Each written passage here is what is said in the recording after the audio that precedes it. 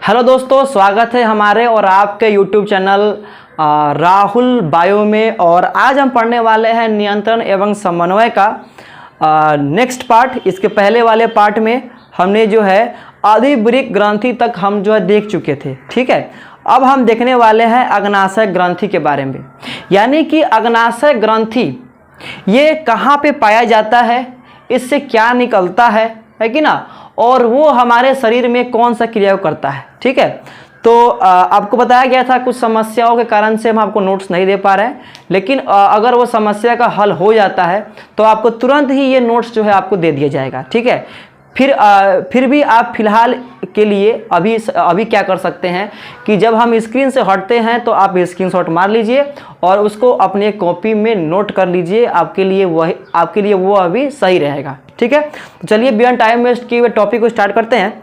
तो अभी हम लोग देखने वाले हैं अग्नाशय ग्रंथि यानी कि पैनक्रियाज। ठीक है, पैनक्रियाज ग्लैंड देखने वाले हैं। तो अग्नाशय ग्रंथि का अगर हम लोग स्थिति का बात करें यानी कहाँ होता है, तो ये जो लाल रंग का जो देख रहे हैं वो क्या है, अमाशय है। अमाशय यानी कहने का अर्थ है स्टमक यानी कि पेट। तो यहाँ से लेकर यहाँ तक आप देख रहे हैं अमाशय। ठीक है, उसके बाद में यहाँ से लेकर यहाँ तक ये जो है हम लोग का अमाशय के बाद अमाशय से जुड़ा होता है छोटी आंत। तो इसके बाद में ये जो दिख रहा है ये यहाँ से छोटी आंत शुरू हो जाता है। तो ठीक अमाशय से नीचे जो छोटी आंत का जो पहला हिस्सा होता है जिसको कहते हैं ड्यूडेनम। तो यहाँ से लेकर यहाँ तक ये छोटी आंत है, लेकिन इसका नाम क्या है, ड्यूडेनम। और जो होते हैं ड्यूडेनम उसका आकार कैसा होता है, सी आकार का, और इसी प्रकार का यहाँ पे आपको देखने को मिल रहा है। ठीक है, तो यानी बोल सकते हैं कि अमाशय के नीचे छोटी आंत से जो है जुड़ा होता है अग्नाशय ग्रंथि। और अग्नाशय ग्रंथि जो है पीले रंग का होता है, जो आपको अभी स्क्रीन पे दिखाई भी दे रहा होगा। ठीक है, तो अग्नाशय एक ऐसा ग्रंथि है जो अंतःस्रावी प्रवृत्ति का भी होता है और बाह्य स्रावी प्रवृत्ति का भी होता है। क्योंकि अग्नाशय एक ऐसा ग्रंथि है जहां से हार्मोन भी निकलते हैं और जहां से एंजाइम भी निकलता है। ठीक है, तो एंजाइम निकलता है उस समय जब भोजन को पचाना होता है उस समय। तो जब भी यहाँ से एंजाइम निकलेगा तो यहाँ से होते हुए जो भी ये जो भाग दिख रहे हैं छोटी आंत का भाग, यहाँ पे चल जाएगा और छोटी आंत में जो भी भोजन है उसको पचाएगा। ठीक है, लेकिन अभी हम लोग एंजाइम का बात नहीं कर रहे हैं, अभी हम लोग बात कर रहे हैं हार्मोन का। तो यहाँ पे अब क्या होगा, और आपको बताया गया है कि जब भी एंजाइम निकलता है तो सीधे जाके वो किसी ना किसी नलिका में जो है स्रावित होता है। अभी आपको नलिका के रूप में जो है छोटी आंत बता रहे हैं, लेकिन जब कोई हार्मोन निकलता है तो वो किसी नलिका में स्रावित नहीं होता, वो सीधे जाकर जो है रक्त में मिल जाता है। तो अब क्या होगा कि यहाँ पे आप देख सकते हैं कि अग्नाशय ग्रंथि के ऊपर इस प्रकार से काफी पतला पतला जो है रक्त वाहिनी देखने को मिलेगा। रक्त वाहिनी यानी सिंपल सा अर्थ है नस। जब इससे हार्मोन बनेगा तो सीधे हार्मोन यहाँ से होकर जो है इस नस के अंदर जो रक्त है वहां पे चल जाएगा, और इस प्रकार से ये रक्त जो है जितने सारे जो क्या बोलते हैं ये जो हार्मोन जो है ये पूरे रक्त में मिल जाएगा। ठीक है, तो यहाँ पे अग्नाशय से एक हार्मोन निकलता है जिसको कहते हैं इंसुलिन हार्मोन। ठीक है, बहुत ही इंपॉर्टेंट है आपके एग्जाम के लिए। और ये इंसुलिन हार्मोन क्या करता है, रक्त में शर्करा के मात्रा को नियंत्रित करता है। नियंत्रित बोला गया है, यानी कि अगर रक्त में अगर शर्करा का मात्रा का बढ़ जाएगा तो उसको कम करना भी काम किसका है, इंसुलिन हार्मोन का। और इंसुलिन हार्मोन कहाँ से निकलता है, अग्नाशय से, यही पीला वाला ग्रंथि से। उसके बाद में अगर रक्त में अगर शर्करा का मात्रा घट जाएगा तो उस शर्करा के मात्रा को बढ़ाने का भी काम किसका है, अग्नाशय ग्रंथि से निकलने वाले हार्मोन इंसुलिन का। ठीक है, तो इसीलिए हम लोग ये कहते हैं कि रक्त में शर्करा के मात्रा को नियंत्रित करता है अग्नाशय। अगर अग्नाशय से अगर इंसुलिन अगर हार्मोन अगर नहीं निकल पाएगा तो रक्त में शर्करा का मात्रा का नियंत्रण ठीक से नहीं हो पाएगा, और उस समय एक बीमारी उत्पन्न होगा जिसको हम लोग मधुमेह के नाम से जानते हैं, जिसको हम लोग डायबिटीज इंग्लिश में कहते हैं, और हम अपने गांव देहात में इसको चिनिया बीमारी भी बोलते हैं। ठीक है, तो आपको समझ में आना चाहिए कि अग्नाशय एक अंतःस्रावी ग्रंथि की तरह व्यवहार करता है। इससे एक हार्मोन निकलता है जिसको कहते हैं इंसुलिन हार्मोन। यह इंसुलिन हार्मोन क्या करता है, रक्त में शर्करा के मात्रा को नियंत्रित। यहाँ पे हमको देखने को मिलेगा लीवर, ठीक है, इस अमाशय के जस्ट बगल में, और इस लीवर का जो नलिका है वो आके इससे जुड़ेगा, है कि ना। उसके बाद में अगर शर्करा का मात्रा अधिक है तो ये यहाँ अग्नाशय से निकलने वाला जो इंसुलिन हार्मोन है वो क्या करेगा, उस शर्करा को इस किडनी के अंदर, यानी किडनी नहीं, इस लीवर के अंदर क्या करेगा कि ग्लाइकोजन के रूप में इकट्ठा कर देगा। और जब रक्त में शर्करा का मात्रा घट जाएगा तो उस समय क्या किया जाएगा, इस ग्लाइकोजन को तोड़ तोड़ के और ऊर्जा जो है प्राप्त किया जाएगा। अभी आप फिलहाल ये याद रखिए कि रक्त में शर्करा का मात्रा का नियंत्रण अग्नाशय से निकलने वाला हार्मोन कौन करता है, इंसुलिन करता है, ठीक है। इंसुलिन की कमी से एक बीमारी होती है जिसे हम लोग क्या कहते हैं, मधुमेह, यानी कि डायबिटीज, ठीक है। आगे बढ़ सकते हैं हम लोग, चलिए अब आइए देखते हैं। अग्नाशय एक हल्के पीले रंग का ग्रंथि है जो अमाशय एवं ग्रहणी के बीच होता है। तो यहाँ पे ये जो बोले हैं यहाँ पे ड्यूडेनम, तो ये छोटी आंत का पहला भाग है, तो इसको कहते हैं ग्रहणी। अमाशय ये है और ग्रहणी ये है, दोनों के बीच में हमको क्या देखने को मिल रहा है, अग्नाशय देखने को मिल रहा है, ठीक है। तो अभी आप स्क्रीनशॉट मार सकते हैं, मैं स्क्रीन से हट जाता हूँ। चलिए हो गया, आगे बढ़ते हैं अब। यानी अग्नाशय एक पीले रंग का ग्रंथि है जिससे जो अमाशय और ग्रहणी के बीच देखने को मिलता है, ठीक है। अग्नाशय से इंसुलिन, यही मेन है, इंसुलिन नामक हार्मोन बनता है जो रक्त में शर्करा का मात्रा को नियंत्रित करता है। बढ़ जाएगा तो उसको कम करेगा, कम हो जाएगा तो उसको बढ़ाएगा, ठीक है। यहाँ तक कोई दिक्कत नहीं है। चलिए, जब अग्नाशय से उचित मात्रा में इंसुलिन नामक हार्मोन नहीं बन पाता और शर्करा का मात्रा का नियंत्रण सही से नहीं हो पाता तो उस समय एक बीमारी उत्पन्न होती है जिसे मधुमेह, यही है मेन, यानी कि उस समय एक बीमारी होगा जिसे हम लोग क्या कहेंगे, मधुमेह कहेंगे, जिसको इंग्लिश में क्या कहते हैं, डायबिटीज भी कहते हैं, ठीक है। तो यहाँ पे आपको समझ में आ रहा है, बहुत ही बिल्कुल आसान है, जो बताए थे वही यहाँ पे लिखा गया है, ठीक है। चलिए अब मधुमेह का, हर बीमारी का तो कुछ ना कुछ उपचार होता है, लेकिन क्या डायबिटीज का क्या पूरा सटीक उपचार है, तो नहीं, डायबिटीज का कोई सटीक उपचार नहीं है। केवल इसको हम लोग नियंत्रित कर सकते हैं, क्योंकि मान के चलिए अगर अग्नाशय, अगर ग्रंथि, अगर इंसुलिन अगर हार्मोन नहीं बना पाएगा तो वो फिर जो है हम लोग अग्नाशय को जो ठीक तो नहीं कर सकते हैं। तो वहाँ पे हम लोग एक काम चलाओ उपचार के तौर के रूप में हम लोग केवल उसको कंट्रोल करते हैं, उस बीमारी का पूर्ण रूप से उपचार नहीं है। तो हम लोग ये बोल सकते हैं कि जो मधुमेह है उसका पूर्ण उपचार नहीं है, लेकिन जिस मरीजी को मधुमेह हुआ है, अगर उसके शरीर में अगर शर्करा का मात्रा अगर काफ़ी बढ़ गया है रक्त में, तो उसको इंसुलिन नामक इंजेक्शन दिया जाता है। यानी वही इंसुलिन जो हार्मोन है उसका इंजेक्शन उस मरीजी को दिया जाता है, जिस कारण से क्या होता है कि जो भी शर्करा का मात्रा बढ़ गया है उसका केवल नियंत्रण हो जाता है। फिर वो अगर मरीजी अधिक मात्रा में शर्करा वाला भोजन खाएगा तो फिर शर्करा का मात्रा बढ़ जाएगा, फिर उसको ये इंसुलिन का जो हार्मोन का जो इंजेक्शन है उसको लेना पड़ेगा।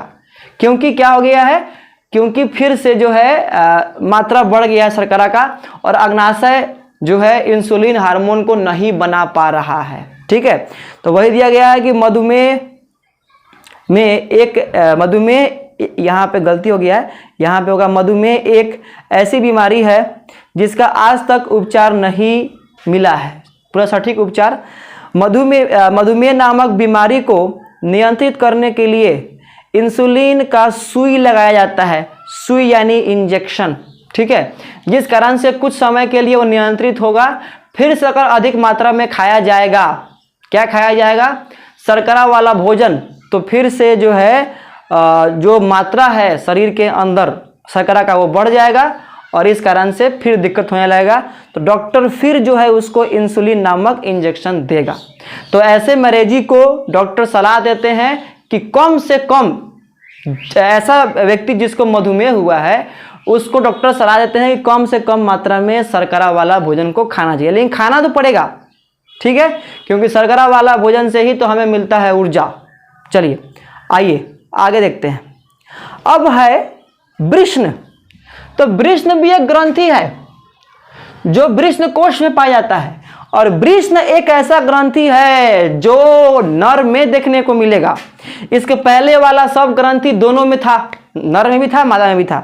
तो अभी यहाँ पे एक नर का देख रहे हैं पिक्चर जो एनसीईआरटी से लिया गया है, और नर के अंदर ये दोनों पैर के बीच में यहाँ पे जो देख रहे हैं दो जो गोली की तरह दिखाई दे रहा है छोटा छोटा, वही क्या है, वृष्ण है। और वृष्ण बहुत ही महत्वपूर्ण है नर को नर गुण देने के लिए या किसी नर को संतान का उत्पत्ति करने के लिए। तो इस प्रकार से हम लोग को दो जांघों के बीच में ये ऐसा कुछ थैला देखने को मिलता है जिसको कहते हैं वृष्ण कोश, और इस वृष्ण कोश के अंदर दो गोली की तरह पाया जाता है जिसको कहते हैं हम लोग वृष्ण, ठीक है। और यह वृष्ण जो है ये क्या करता है, यह भी एक ग्रंथि की तरह है। वृष्ण तो नर युग्मक शुक्राणु को बनाता ही है जो आगे जाके संतान का उत्पत्ति करवाता है।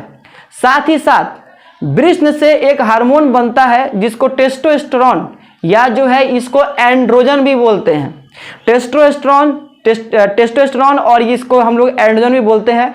ये हार्मोन कहाँ से बनता है, वृष्ण से बनता है। और इसी हार्मोन के बनने के कारण से नर का जो शरीर जो है नर की तरह दिखाई देता है। लगभग 7, 8, 9 साल के उम्र तक जो है अगर नर और मादा को अगर एक साथ रखा जाए, दोनों को अगर बाल कटवा दिया जाए, अगर सेम कपड़ा पहना दिया जाए, तो लगभग दोनों में जो है काफ़ी कम विभिन्नता देखने को मिलेगा। लेकिन जब ये उम्र आगे 10-11 साल से आगे बढ़ता है तो ये वृष्ण नामक ग्रंथि सक्रिय हो जाता है, टेस्टोस्टेरोन नाम का हार्मोन बनाता है जिसको हम एंड्रोजन भी कहते हैं। और टेस्टोस्टेरोन हार्मोन को नर हार्मोन कहते हैं, जो क्या करता है कि उस नर के शरीर के अंदर बहुत सारा परिवर्तन लाता है, जैसे कि दाढ़ी मूंछ का आना, उसके बाद में शुक्राणु का जो है निर्माण करना। तो ये हम लोग पढ़ेंगे नेक्स्ट चैप्टर में, ठीक है। तो अभी आपको याद रखना है वृष्ण की संख्या 2 होती है जो वृष्ण कोश में पाई जाती है, और वृष्ण केवल नर में देखने को मिलता है। उसके बाद में आपको ये याद रखना है कि वृष्ण से टेस्टोस्टेरोन चाहे एंड्रोजन नामक हार्मोन बनता है जिसको नर हार्मोन कहते हैं, और नर को नर गुण देने का काम जो है यही हार्मोन करता है, ठीक है। बहुत आसान है, आगे हम लोग इसके बारे में और देखेंगे। तो वृष्ण नर में पाया जाता है जो नर हार्मोन टेस्टोस्टेरोन को बनाता है, ठीक है, जो नर में काफी परिवर्तन लाता है। वही परिवर्तन का बात कर रहे हैं, दाढ़ी मूंछ का आना, उसके बाद में जांघ और कांख के जो कांख है वहां पे जो है बाल जो है निकलना, उसके बाद में शुक्राणु को उत्पन्न करना, उसके बाद में चेहरे में जो है मुहासे जिसको पिंपल्स कहते हैं उसको निकालना, ये सब जो है टेस्टोस्टेरोन हार्मोन के कारण से ही होता है, ठीक है। चलिए आइए आगे देखते हैं, और यही हम लोग का इस चैप्टर का लास्ट स्लाइड है। यानी लगभग 67 स्लाइड इसके साथ हम लोग क्या करेंगे कि इस चैप्टर को खत्म कर देंगे। तो समझिए कि कितना अधिक समय लगा इसको खत्म करने में, ठीक है। उसके बाद में अंडाशय। तो अंडाशय यानी कि जिसको बोलते हैं ओवरी, और ये भी एक ग्रंथि की तरह है। इसके बिना कोई मादा संतान का उत्पत्ति नहीं कर सकती है, और इसके बिना किसी भी मादा के अंदर मादा गुण भी नहीं आएगा। तो यहाँ पे जो देख रहे हैं नीचे, ये जो 2 लाल रंग का जो छोटा छोटा जो गोली दिखाई दे रहा है, यही है अंडाशय। तो अंडाशय मादा में पाया जाता है, संख्या होता है इसका 2, और अंडाशय मादा युग्मक अंडाणु को बनाता है जो आगे जाके संतान का उत्पत्ति इसी से होता है। उसके बाद में अंडाशय से हार्मोन निकलता है। कौन सा हार्मोन? अंडाशय से मादा हार्मोन निकलता है जिसको हम लोग कहते हैं एस्ट्रोजन, प्रोजेस्टेरोन। और ये दोनों हार्मोन कौन सा हार्मोन है? मादा हार्मोन है, मादा से निकलने वाले हार्मोन है। और इन्हीं हार्मोन के कारण से मादा को मादा गुण मिल पाता है, जैसे कि स्तन का वृद्धि होना, ऋतुस्राव का शुरू होना, ये सब हम लोग आगे पढ़ेंगे नेक्स्ट चैप्टर में।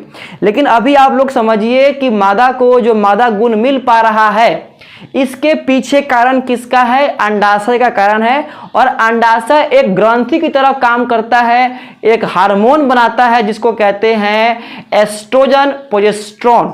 और ये दोनों हार्मोन कौन सा हार्मोन है? मादा हार्मोन है। ठीक है, तो वही दिया गया है कि अंडाशय से अंडाशय यहाँ पे होगा, अंडाशय यहाँ पे में होगा, अंडाशय मादा में पाया जाता है। यहाँ पर इसको काट दीजिएगा। अंडाशय मादा में पाया जाता है जो मादा हार्मोन एस्ट्रोजन, उसके बाद में प्रोजेस्टेरोन, यही दो मेन हार्मोन है जो इस अंडाशय से निकलेगा को बनाता है, जो मादा में काफी परिवर्तन लाता है। अब वो परिवर्तन क्या क्या हो सकते हैं हम लोग आगे आने वाला चैप्टर में देखेंगे। ठीक है, तो बहुत ही इंपॉर्टेंट है वृषण और बहुत ही इंपॉर्टेंट है अंडाशय और इनसे निकलने वाले हार्मोन, जो आपके एग्जाम में ऑब्जेक्टिव के तौर पे आपको एग्जाम में आ सकता है। ठीक है, तो आशा करते हैं कि आपको ये चैप्टर काफ़ी अच्छा लगा होगा पढ़ने में और आपको समझ में भी आया होगा।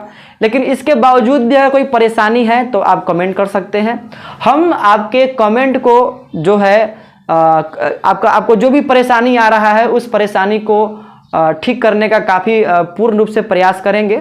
और बात है नोट्स का, तो नोट्स के लिए हम सोच रहे हैं कि एक ग्रुप बना दिया जाए, टेलीग्राम ग्रुप, और उसमें आप आगे जो है जाके ज्वाइन हो जाइए और बनाएंगे। और उसके बाद में वहीं पे आपको ये पूरा स्लाइड मिल जाएगा और वहाँ से आप जो है इसको नोट कर सकते हैं और घर पर बैठकर काफ़ी अच्छे तरीक़ा से आप लोग पढ़ाई कर सकते हैं। ठीक है, तो ये चैप्टर जो है यहीं पे समाप्त होता है। अब अगला जो नेक्स्ट चैप्टर है वो शुरू होगा जनन, रिप्रोडक्शन, जो क्लास 10th में दिया गया है।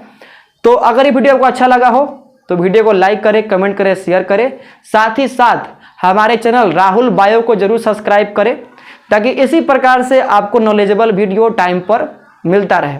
तो मिलते हैं एक नए वीडियो में एक नए चैप्टर के साथ। तब तक के लिए जय हिंद, जय भारत।